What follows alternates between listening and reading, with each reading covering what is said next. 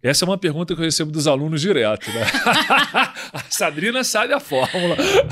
Será que eu sei a fórmula Vamos ver, mágica? vamos ver. Uma pergunta que eu recebo e que é até difícil de responder, que é a seguinte.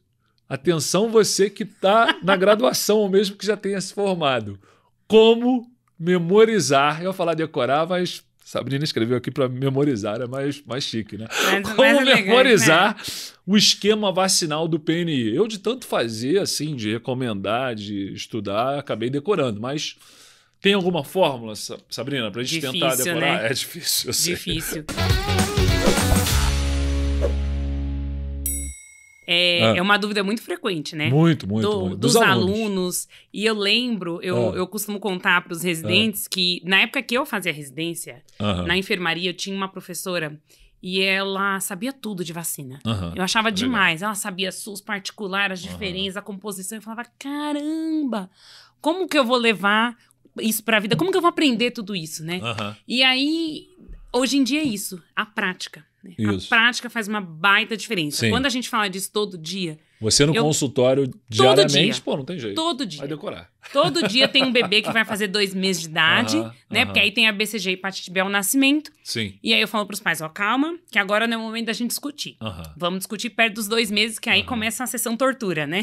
2, 3, 4, 5, 6 e aí vai. Aí eu falo, agora vamos discutir. Aí eu mostro a diferença do SUS, do particular. Então a gente tem que estudar. Tem que estudar. Não tem jeito. Eu costumo falar que a forma mais fácil para mim é a gente agrupar. Né? Então, como que eu costumo tentar lembrar? Agrupe por meses, por coisas que você tem que lembrar. Então, tem o nascimento, né? BCG, hepatite B. Aí a gente passa 2, 4 e 6 meses, a gente tem os bloquinhos, né? Da DTP, tem a VIP, vai ter a rota, vai ter a pneumo, mas com 6 meses a gente já não tem mais rota e pneumo. É verdade. Entendeu? Mas se você agrupar naquele bloquinho... naquele bloco de 2, 4 meses, 2, que 4 é bem e 6, igual, você já não tem. Se tiver época sazonal, aí tem influenza, né? Com 6 meses. Já tem com 6 meses. Depois, com 9, tem a febre amarela. Sim. Aí dá uma folga pra criança, né? Ou seja, o grosso das vacinas é no primeiro ano. É no primeiro ano. Se você tiver aquilo na cabeça... Se você tiver aquilo na cabeça, e eu sempre procuro tentar agrupar. Quais são as vacinas? 3 e 5. É meningite. Exato. 2, 4 e 6, né? Então, a gente já sabe quais são. Tirando com 6, no SUS, no PNI, não vai ter rotavírus nem pneumo. Né? Diferente um pouquinho do particular, que a gente vai discutir isso em outro podcast. Exato. E outras coisas que eu vi também, assim, é legal você olhar como houve um progresso no esquema vacinal e na logística da vacinação, no pensamento da vacinação. Por exemplo, a partir do momento que entrou a vacina da hepatite B ao nascimento para diminuir a transmissão vertical... acabou-se com um problema, que era o seguinte, antes as pessoas tomavam 3 doses, ficava assim, 5% não responde. Será que vale a pena fazer uma sorologia? Se você for profissional de saúde, é melhor fazer uma sorologia para ver se você respondeu, para tomar uma quarta dose. Agora acabou. Acabou, todo mundo toma 4 doses. Exato. Né? Toma quando nasce e depois na pentavalente. Exato. Então tá resolvido. E aí resolveu o problema também, porque tinha aquela história do prematuro, né? O prematuro vai tomar 4 doses, o outro não vai tomar, então todo mundo toma igual. Todo mundo 4. Porque a gente cobre, é PNI, então a gente tem que cobrir o máximo que a gente puder. Exato. Não, e com 4 doses praticamente todo mundo... converte, né? Converte. Outra jogada, essa talvez tenha sido uma das mais inteligentes. Vou ligar pro PNI, mandar um zap. Muito bom, parabéns. Que foi a história da vacina contra a polio, né? Que você estava comentando. Sim, eu estava pensando exatamente nisso. Que eles entraram com a VIP no primeiro ano, né? Com 2, 4, 6 meses. E acabaram com o risco de você ter uma polio pela vacina. Exato. Que, lógico, eu ia falar exatamente isso. Estava pensando nessa história da polio. Porque isso foi perfeito. A gente sabe que a vacina com agente vivo pode ocasionalmente transmitir a doença, né? Então, por mais que seja um risco ínfimo, né? Imagina você tomar uma vacina e ficar doente, né? Pois é. Mas assim, o benefício é tão grande que na balança vale a pena, né? Uma vez eu li uma estatística que era 1 caso para cada 13 milhões de doses, né? Então, eu recomendava aos meus pacientes, pergunta quantos já tomaram hoje. Se for 12 milhões, se você não chegou nos 13 milhões, se você não é o da loteria, pode tomar.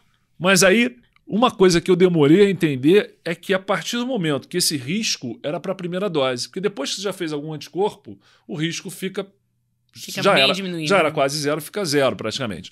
Então, eles colocaram a vacina inativada no primeiro ano, de maneira que quando você começa a entrar ou na campanha, né, ou nos reforços que são com o vírus vivo, oral, você já tem muito anticorpo. Então, o risco de fazer doença é zero. Então, eu acho isso muito legal, essa evolução constante do PNI, sempre tentando compensar algumas falhas ou algumas dúvidas. Que é aquela coisa do critério de inclusão, né? Sim, sim, a gente sabe todo o impacto da poliomielite doença. Sim. Né? Então, se a gente pode mexer, talvez, quando foi avaliado isso, pensou-se, o custo não é tão grande e o quanto a gente diminui de impacto se a gente tiver poliodoença, né? Exato. E aí isso é pesado. E aí você tem os imunodeprimidos, né? Exato. Às vezes nem sabe o que tem contato com o imunodeprimido, algum... A família às vezes está desinformada, às vezes a pessoa que está ali no posto não tem a mínima ideia, né? É vacina de 2 meses, dá, né? E quando era a vacina oral? Perguntou se tem alguém da família fazendo tratamento de quimioterapia? Né? Exato. Então a gente não sabe o quanto a gente pôde impactar nisso aí, né? E tem um macetinho que eu recomendo para os internos, quando eles ficam muito confusos, eu falo, cara, você tem que ler o calendário, mas tem um macete aqui para você. Opa, bora aprender. Isso é para os internos que estão lá enrolados atendendo. Eu falo o seguinte, pega o cartão de vacina e vê se tem alguma coisa escrita de lápis. Se tiver alguma coisa escrita de lápis e a data tiver vencida, passado, a vacina está atrasada. Porque isso é a praxe do profissional, da sala de vacina. É isso mesmo. Ele faz a tua vacina de hoje e ele anota de lápis a próxima. A próxima. Então botou lá uma data e essa data já passou e está de lápis...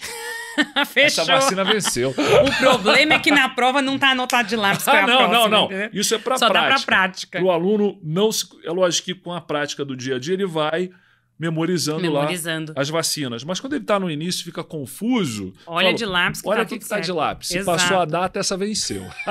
Perfeito. Detalhe. Perfeito. É o macete da caderneta. Macete para aluno.